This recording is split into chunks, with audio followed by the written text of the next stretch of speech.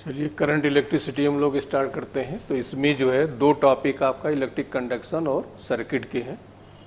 तो सबसे पहला जो है करंट इलेक्ट्रिसिटी, तो इलेक्ट्रिक करंट, तो फार्मूला इसका हो गया I is equal to Q by T and Q is equal to N E, then I is equal to N E by T. तो एक फार्मूला इसका ये हो गया और इसी को डिफरेंशिएट फॉर्म में लेकर चलेंगे तो यही और मॉडिफाई हो जाएगा आपका।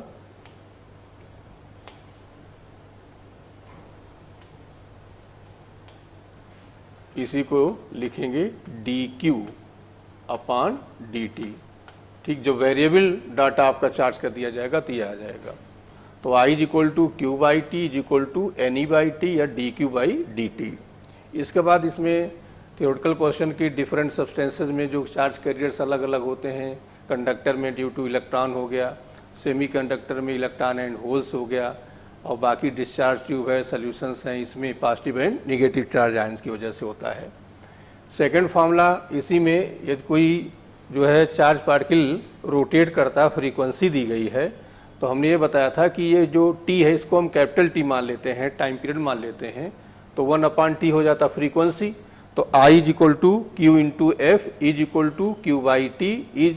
अब ये इतना याद किए रहिएगा, बाकी इसको हम यहाँ चेंज कर लिया करेंगे। अब चेंज करने का हमारे पास एक तो ये है कि ओमेगा इज इक्वल टू होता है 2πf। अब आपको ओमेगा दिया है तो फ्रीक्वेंसी यहाँ से आप जो है हटा दीजिए, और थोड़ा सा लेफ्ट लेंगे तो b is equal to R omega होता है।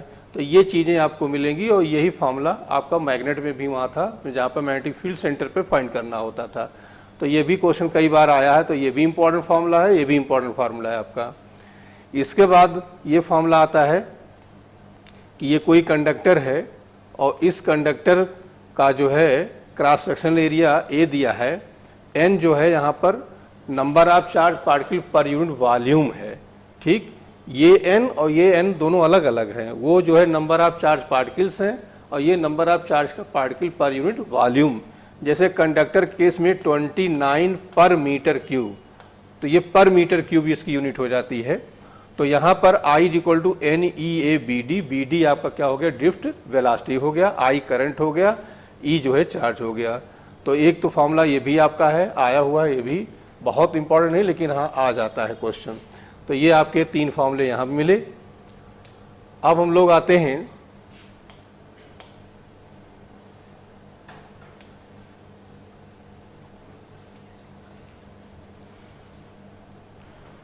B D drift velocity.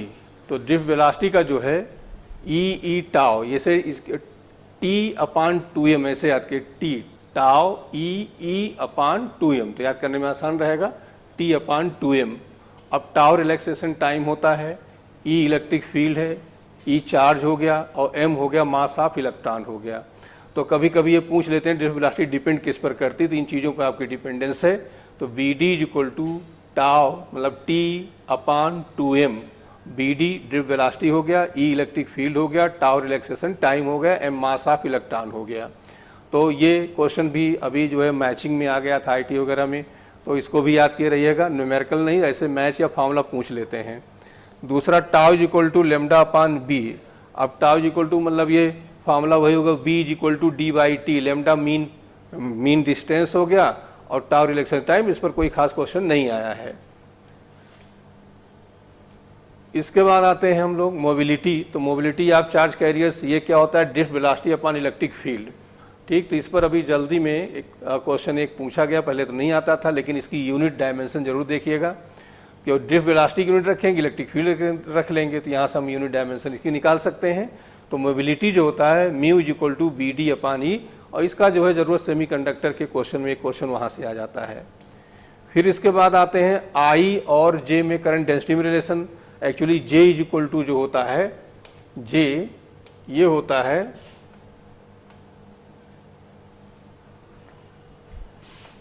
ठीक, ये I अपान A। ठीक, तो अब यहाँ से फॉर्मूला हमारा आ जाएगा I is equal to J D S, यही जो है A की जगह ds हो गया, पूरा कंप्लीट होता है I is equal to ds cos theta. तो वेक्टर नोटेशन में J डॉट ds, तो एक बार ये वेक्टर नोटेशन इसका पूछा गया था, बाकी न्यूमेरिकल नहीं आया हुआ है। फिर इसके बाद हम लोग आते हैं रेजिस्टेंस पे, स्पेसिफिक रेजिस्टेंस पर। तो ये फार्मूला होता है R is equal to rho L upon A. अब यहाँ पर रो का जो फार्मूला होता है इसको भी याद किए रहिएगा, रो स्पेसिफिक रेजिस्टेंस है और ये हो गया M upon N E square into tau. तो rho is equal to M upon N E square into tau. तो आर का फार्मूला हो गया R is equal to rho L upon A, rho की वैल्यू यहाँ रख देंगे तो कंप्लीट फार्मूला हमारा ये मिलता है। इस पर कोई न्यूमेरिकल मिलने की चांस नहीं है, फार्मूला पूछा गया है, न्यूमेरिकल आपको इस पर मिलेगा।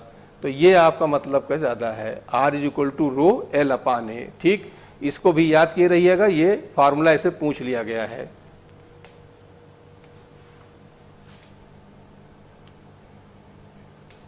अब इसके बाद ये जो है बड़ा इंपॉर्टेंट पोर्शन आपका आता है कि जो है रेजिस्टेंस, जैसे रेजिस्टेंस के डिपेंडेंस आपका हो गया एल पे हो गया, ए पे हो गया। ठीक, तो दो तरीके का हो गया, एक तो हो गया एल चेंज करें ए ना चेंज हो, ए चेंज करें एल चेंज ना हो, दूसरा हो गया दोनों साथ साथ चेंज हो। तो अभी हम ये कैसे पता करेंगे कि जैसे कोई वायर है इसको मैंने से काट दिया तो एरिया में कोई चेंज नहीं आया, लेंथ में चेंज आ गया। ठीक, अब हमने क्या किया कि एक वायर ये है, एक इसी का 2 गुना एरिया का हमने एक सेम लेंथ का वायर रख दिया, तो क्या हुआ, लेंथ सेम हो गई, एरिया अलग अलग हो गया। तो ये हमें ध्यान देना पड़ेगा। ठीक, दूसरा क्या होता है, इसी को खींच के बड़ा कर रहे हैं, खींच के बड़ा करेंगे तो क्या हो जाएगा, लेंथ भी चेंज होगी, एरिया भी चेंज होगा। तो जो पहला वाला है उसमें तो कुछ करना नहीं है, उसमें डायरेक्ट फॉर्मूले से निकाल सकते हो कि R is equal to rho L upon A, R proportional to L और आर इन्वर्सली हो जाएगा ए के। तो यहाँ जनरलाइज करके निकाल सकते हो। बाकी जो है खींच के बड़ा करने वाले में इसको रटे रहना। जैसे अब फर्स्ट इसमें आ गया कि लेंथ जो है कंडक्टर की वो n टाइम्स इंक्रीज कर दिया, तो रेजिस्टेंस हो जाएगा R2 is equal to N square R1। क्या हो जाएगा, R2 is equal to N square R1। इसी तरह से n टाइम्स इसका एरिया हम इंक्रीज कर दें तो R2 is equal to R1 upon N square हो जाएगा। इसी तरह से रेडियस या डायमीटर हम इंक्रीज कर दें तो R2 is equal to R1 upon N की पावर 4 हो जाएगा। ये 3 फार्मूले आपके हो गए। फर्स्ट में लेंथ हम n टाइम्स इंक्रीज कर रहे हैं तो R2 इज इक्वल टू क्या हो जाएगा, एन स्क्वायर R1 हो जाएगा। सेकेंड में एरिया n टाइम्स कर रहे हैं तो R2 इज इक्वल टू क्या हो जाएगा, R1 अपान एन स्क्वायर नीचे आ जाएगा। और थर्ड में रेडियस या डायमीटर करें तो R2 is equal to R1 upon N की पावर 4 हो जाएगा। अब यही परसेंटेज वाला भी बहुत आता है, बड़ा इंपॉर्टेंट है। जैसे कहते हैं कि लेंथ LP परसेंटेज चेंज की जाए तो रेजिस्टेंस कितना हो जाएगा, एरिया AP चेंज हो जाए परसेंटेज में तो रेजिस्टेंस क्या होगा। तो फर्स्ट हो जाएगा कि जो है रेजिस्टेंस, यदि लेंथ हम percentage change in length LP करते हैं तो रेजिस्टेंस हमारा आ जाएगा 2LP, RP is equal to 2LP। ठीक, ये देखिए RP is equal to 2LP, वही जो पावर था यहाँ मल्टीप्लाई हो जाता है। इसी तरह से एरिया में हम जब चेंज करेंगे तो ये जहाँ वो नीचे था ऊपर जाएगा तो यहाँ माइनस हो जाता है, तो -2AP है, माइनस साइन बताता है कि एक इंक्रीज करेगा दूसरा क्या करेगा, डिक्रीज करेगा। इसी तरह से रेडियस की बात आती तो RP इज इक्वल टू क्या आ जाएगा, -4 स्मॉल RP आ जाएगा। तो ये 6 फार्मूले हो गए, इनको याद किए रहिएगा। फर्स्ट हो गया लेंथ n टाइम्स इंक्रीज किया तो क्या हो जाएगा बताइए, R2 is equal to N square R1। Second हमने बताया कि एरिया n टाइम्स करेंगे तो R2 is equal to R1 upon N square. Third हमने बताया कि रेडियस n टाइम्स करेंगे तो R2 is equal to R1 upon N to power 4। अब इसके बाद परसेंटेज इन लेंथ LP दिया जाए तो RP is equal to 2LP। इसके बाद परसेंटेज इन एरिया AP दिया जाए तो RP is equal to -2AP। इसके बाद जो है रेडियस में RP दिया जाए तो RP capital RP is equal to -4RP। ठीक, ये 6 फार्मूले, इनको रटे रहिए, डायरेक्ट फार्मूले आते हैं। इसके बाद डिपेंडेंस ऑफ टेम्परेचर का है, तो डिपेंडेंस ऑफ टेम्परेचर में क्या हो गया कि R2 is equal to R1 in bracket 1 plus alpha T2 minus T1। यहाँ ध्यान दे रहिएगा, ये जो R1 है टेम्परेचर T1 पे है, ये जो R2 है टेम्परेचर पर T2 पे है। ठीक, तो इस पर क्वेश्चन जो है NCERT में 5-6 क्वेश्चन है और वैसे भी 1-2 आ जाते हैं। ऐसे सेम इस पर आ जाएगा लेकिन इस पर न्यूमेरिकल नहीं आया हुआ है। ρ2 is equal to ρ1 1 plus alpha T2 minus T1। फिर इसके बाद ये आपका आ गया जो है फ्यूज वायर। तो फ्यूज वायर पहली चीज़ हो गया, सीरीज में कनेक्ट किया जाता है। ठीक, दूसरा चीज़ क्या हो जाएगा कि इसका सेफ्टी के लिए, इंस्ट्रूमेंट्स के लिए यूज किया जाता है। तीसरा इंपॉर्टेंट क्वेश्चन आता है कि इसकी लेंथ इमैटेरियल, मतलब लेंथ कोई डिपेंडेंस नहीं। और इसके बाद ये फॉर्मूला ये होता है I proportional to R to power 3/2। तो ये याद किए रहिए, इस पर न्यूमेरिकल आया हुआ है। कलर कोड आपके सिलेबस में नहीं है, तो एक बार इस चैप्टर को हम लोग फिर से रिवाइज कर लेते हैं। फर्स्ट आपका formula I is equal to Q/T is equal to NE/T is equal to dQ/dt। इसके बाद फ्रीक्वेंसी के टर्म में यही हो जाएगा I is equal to FQ। फिर इसके बाद हम लोग आते हैं कि मोबिलिटी का, तो मोबिलिटी का VD is equal to mu is equal to BD/E। ठीक, तो इसको याद किए रहिएगा। इसके बाद करंट डेंसिटी के टर्म में तो J is equal to I/A या I is equal to JDSC कर देते हैं। ठीक, फिर इसके बाद आते हैं I और N में रिलेशन, तो I is equal to NEA/BD। ठीक, इसके बाद BD का फॉर्मूला T मतलब टाउ E/2m। ठीक, फिर इसके बाद आते हैं R और रो में रिलेशन, तो R is equal to rho L/A।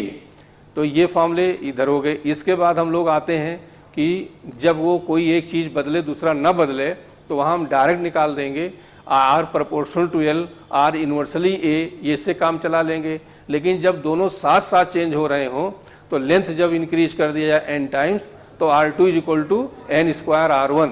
Area n times increase कर दें तो R2 is equal to R1/n²।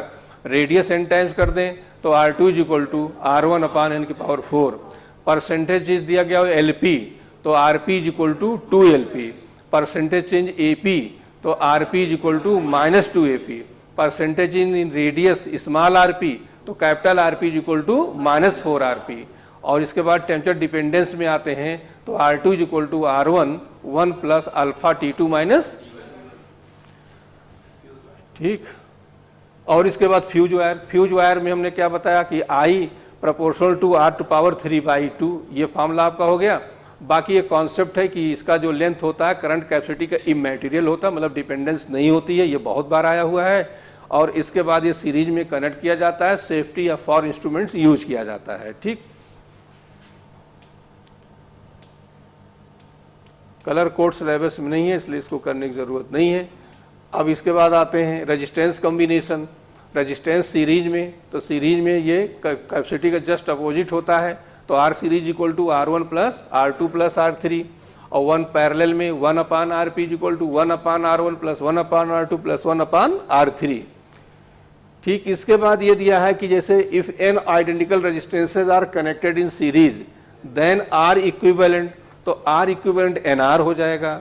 ठीक, और उन्हीं को पैरेलल कनेक्ट करेंगे तो उस समय ये RP इज इक्वल टू, अच्छा इसी में एक ही में दिया गया है कि रेजिस्टेंस NR हो जाएगा, पोटेंशियल हो जाएगा B/N हो जाएगा। ठीक, अब इसी मान लो पैरेलल कनेक्ट कर देते, तो पैरेलल में होता 1/R is equal to 1/R 1/R 1/R, तो N/R R/N। तो R पैरेलल जो हमारा आएगा, मतलब R जो आएगा सीरीज जब आइडेंटिकल होंगे तो क्या आएगा NR, और R जब पैरेलल हम कनेक्ट करेंगे तो R/N। तो इन दोनों को हम रेशियो ले लेते हैं, तो ये आएगा N²। तो ये भी इसको याद कर रहे आया हुआ है ये। ठीक, फिर आते हैं हम लोग कि ये यहाँ से करंट आई जा रही है, हमें दो पार्ट में कहीं फाइंड करना हुआ करे तो सीधे निकाल सकते हैं कि I1 is equal to R2/R1 plus R2। देखिए यहाँ भी R1 प्लस R2, यहाँ भी R1 प्लस R2, यहाँ भी R1 प्लस R2, यहाँ भी।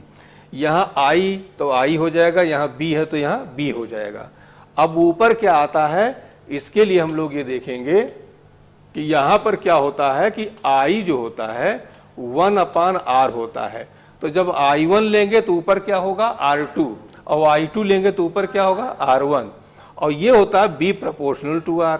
तो B1 लेंगे तो R1 और B2 लेंगे तो इस तरह से। लेकिन ये दो ही तक काम करेगा, दो से ज़्यादा काम नहीं करता है, तो उसके लिए हमने अलग मेथड आपको बताया था। सेम यही कैपेसिटी का भी होता है। अब कैपेसिटी में क्या होता है कि कैपेसिटी में देखिए यहाँ डिवाइड होगा capacity ratio C1 plus C2, C1 plus C2, C1 plus C2। Potential है तो B आएगा, चार्ज है तो Q आएगा। अब यहाँ जो होता है B वो इन्वर्सली होता है C, इसलिए जब B1 लेंगे तो ऊपर क्या होगा C2 और B2 लेंगे तो ऊपर क्या होगा C1। और यहाँ Q प्रोपोर्शनल टू C होता है, Q1 लेंगे तो ऊपर C1, Q2 लेंगे तो ऊपर। तो इस तरह से 4 फॉर्मूले आप इनको याद किए रहेगा। जहां पर इनमें डिवीजन 2 पार्ट में होगा वहां ये काम करेंगे डायरेक्ट। ठीक, ये हमने पैरेलल वाला बताया कि जब ये पैरेलल कनेक्ट हो तो हमने आपको बता दिया, दोनों का रेशियो भी बता दिया। ये वाला हो गया आपका। इसके बाद सेल का आ जाते हैं। तो कंडक्शन का चैप्टर लगभग यहाँ तक है। अब यहाँ से हम सर्किट कम कह सकते हैं कि अलग से। तो ये E is equal to W/Q, ये सेल का EMF होता है जो कि W/Q। तो और इसकी यूनिट वही आपकी क्या होती है, वोल्ट होती है। ठीक, और इसमें जो है ये जो फार्मूला है I is equal to E/R plus R, इसी पे पूरा क्वेश्चन जो है आता है। किरचॉफ लॉ पे मेडिकल में क्वेश्चन नहीं आता है। तो जो क्वेश्चन आएगा इसी पे आएगा कि I is equal to total EMF upon total resistance. इसमें अब इसके बाद पोटेंशियल फाइंड करना होता है। तो पोटेंशियल का B is equal to E plus IR, B is equal to E minus IR। जब करंट हम ले रहे होते हैं तो E माइनस IR, जो करंट दे रहे होते हैं तो B is equal to E plus IR। ठीक, अब इसमें जो होता है ये B जो है पोटेंशियल दोनों टर्मिनल का होता है। तो जब हम इसको यूज कर लेते हैं, वहां से I निकाल लेते हैं, तो हम सेल का पोटेंशियल निकालते हैं यहाँ पर। ठीक, तो ये फॉर्मूले दोनों हमारे हो गए। इसके बाद मैक्सिमम पावर, ये क्वेश्चन कई बार आया हुआ है। तो मैक्सिमम पावर तब होता है जब capital R is equal to small r। यही क्वेश्चन कई बार आया है कि पावर मैक्सिमम कब होगी, जब capital R is equal to small r। और मैक्सिमम पावर होगी किसके बराबर, E²/4R। तो दो बातें हो गई। एक तो हो गया मैक्सिमम पावर कब होगी, कैपिटल R बराबर स्मॉल r। दूसरी बात होगी मैक्सिमम पावर होगी कितना, तो P मैक्सिमम हो जाएगा E²/4R। फिर इसके बाद ये जो फॉर्मूले हैं ये तुम्हें याद करने की जरूरत नहीं है। ठीक, ये हम अपने आप निकाल लिया करेंगे। ये एक फार्मूला जो मिक्स कॉम्बिनेशन का है, इसको याद किए रहिएगा कि जो है सेल हमारी मिक्स कॉम्बिनेशन लगी हुई है। करंट मैक्सिमम कब होगी, जब MR is equal to NR। यहाँ ध्यान दीजिएगा, R जो है लोड रेजिस्टेंस है, स्मॉल r जो है सेल का रेजिस्टेंस है, और M जो है वो नंबर ऑफ रोज है और N नंबर ऑफ कॉलम्स है। ठीक, तो एक क्वेश्चन इस पर आता है कि 36 सेल्स हैं, उनको कैसे कनेक्ट करें कि जितना होगा, तो M इंटू N बराबर 36 कर देंगे। दूसरा कंडीशन ये लगा देंगे MR is equal to NR, ये लगा देंगे। तो यहाँ पे इसमें से एक क्वेश्चन आता है, ये दोनों को याद करने की जरूरत नहीं है। इसके बाद ये सेल का हो गया कि ये सेल देखिए, यहां पर आप किरचॉफ लॉ से भी लगा सकते हैं और इस फॉर्मूले से लगा सकते हैं। कैसे, ये दोनों सेलें देखिए सेम उसमें जुड़ी हुई हैं, छोटी फिर बड़ी, छोटी फिर बड़ी, और यहाँ दोनों अपोजिट में है, छोटी बड़ी और ये बड़ी छोटी। मतलब एक positive negative, negative positive, positive negative, ऐसे हो गया। यहाँ जो इक्विवेलेंट रेजिस्टेंस हम निकालेंगे तो E1R2 और E2R1 माइनस में अपान R1 प्लस, और इसमें जब निकालेंगे तो यहाँ क्या होगा, प्लस हो जाएगा। सेम लगी हुई है तो प्लस होगा, अपोजिट लगी है तो यहाँ माइनस, और बाकी सब सेम है। अब इसका R इक्विवेलेंट निकालना हो तो फिर R1 R2 अपान R1 प्लस, और सेम यहाँ पर भी यही होता है। तो ये दो स्पेशल कंडीशंस हैं कि जब आपके पास ऐसा कहीं दिखे तो आप डायरेक्ट यूज कर सकते हो। दूसरा मेथड है आप किरचॉफ लॉ लगाइए। फिर इसके बाद आते हैं ये व्हीट स्टोन, तो P/Q is equal to balancing position में। उस केस में क्या होता है, B और D के जो पॉइंट्स होते हैं उनके पोटेंशियल सेम होती हैं, गैल्वेनोमीटर में कोई करंट का फ्लो नहीं होता है। फिर ये आते हैं हम लोग जो है मीटर ब्रिज। तो मीटर ब्रिज हमने कहा फॉर्मूला याद करने की जरूरत नहीं, हम इसी से काम चलाएंगे कि P/Q is equal to R/S। मान लिया बैलेंसिंग पॉइंट 20 सेंटीमीटर पे आया है, तो ये P हमारा 20 हो जाएगा और Q हमारा 80 हो जाएगा। ठीक, दूसरी बात इसमें क्या कर देते हैं कि रेजिस्टेंस कनेक्ट कर देते हैं ऊपर सीरीज में या पैरेलल में। ठीक, इस तरह कंडीशन यहाँ दी जाती। फॉर्मूला इसमें याद करने की जरूरत नहीं है, P/Q is equal to R/S। इसके बाद हम आते हैं ये जो है आपके सिलेबस से हटा दिएगा पोटेंशियोमीटर, तो इसको पढ़ने की जरूरत नहीं है।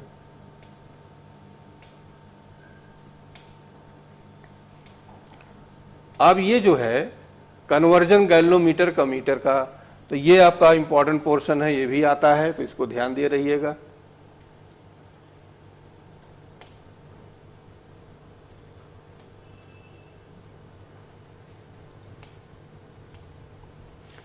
इधर देखिए, ये आपका ये यहां पर नहीं, ठीक, B is equal to I G R plus G. मतलब यहाँ क्या होता है, ये आपका गैल्वोमीटर है ये, ठीक, और ये आपका B पोटेंशियल हमने लगा दिया, ये करंट इसमें आई जी जा रही है, तो यहां पर जो B आएगा आई जी इन ब्रैकेट आर प्लस जी आएगा। यहां क्या हो जाता है, यहां ये आपका गैल्वोमीटर, ये गैल्वोमीटर है, ठीक, यहां जो है पैरेलल में हम जो है बहुत लो रेजिस्टेंस, जिसको शंट कहा जाता है, यूज करते हैं। ये करंट हमारी आई होती है, ये करंट आई जी होती है, और ये जो करंट होती है आई माइनस आई जी होती है, ठीक। तो इसमें क्या होगा, जो पोटेंशियल इसका होगा वही इसका होगा, तो यहां से निकालेंगे I G into G is equal to I minus I G into S, और यहां हो गया B is equal to I R हमने लगा दिया, ठीक। तो यहां पर सिंबल्स जरा ध्यान दीजिए, आई जी हमारा जो होता है फुल स्केल डिफ्लेक्शन करंट कही जाती है, गैल्वोमीटर करंट कही जाती है। फुल स्केल का मतलब यहाँ पे यह होता है, मान लो ये कहते हैं कि 10 डिवीजन के लिए वो 2 एम्पियर है, लेकिन टोटल डिवीजन हमारे पास 30 है, तो हमको 30 डिवीजन के लिए करंट चाहिए, तो उसको निकालते हैं, तो ये फुल स्केल डिफ्लेक्शन हुई। फॉर्मूला आपका कुछ नहीं है, I G into G is equal to I minus I G into S. अब बात ये आई कि यहाँ पैरेलल क्यों कनेक्ट करते हैं, पैरेलल इसलिए कनेक्ट करते हैं कि आइडियल अमीटर के लिए रेजिस्टेंस हमारा क्या होना चाहिए, 0 होना चाहिए। तो हम जब पैरेलल कनेक्ट कर देंगे तो जितना करेंगे उससे भी कम हो जाता है। कम हो जाने का फायदा यह हो गया, पूरी करंट सर्किट में आएगी और जिसका मेजरमेंट हम करेंगे। रेजिस्टेंस हाई कर देने से करंट नहीं आएगी, इसलिए मेजरमेंट नहीं कर पाएंगे। यहाँ सीरीज में क्यों करते हैं, यहाँ पर सीरीज में आर रहता है, इसलिए करते हैं ताकि रेजिस्टेंस हाई हो, क्योंकि ये पोटेंशियल मेजर करता है। तो पोटेंशियल मेजर करने के लिए रेजिस्टेंस हम क्या करते हैं, हाई, तो हाई रेजिस्टेंस। इसीलिए एक आइडियल अमीटर का रेजिस्टेंस क्या होना चाहिए, 0, और एक आइडियल वोल्ट मीटर का इनफाइनाइट होना चाहिए, ठीक। तो ये चीजें हैं, इस पर क्वेश्चन आपको मिलता है, इसको ध्यान दे रहिएगा।